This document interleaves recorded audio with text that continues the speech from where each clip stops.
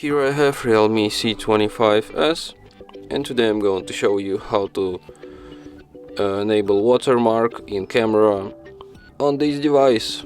So firstly you have to open camera, tap on the gear icon to access its settings, go to the watermark, and here you can enable watermark like device model and date and time. And now every photo you take will be marked with its watermark. And that's it. Thanks for watching. If you find this tutorial useful, don't forget to hit that like button and subscribe to our channel.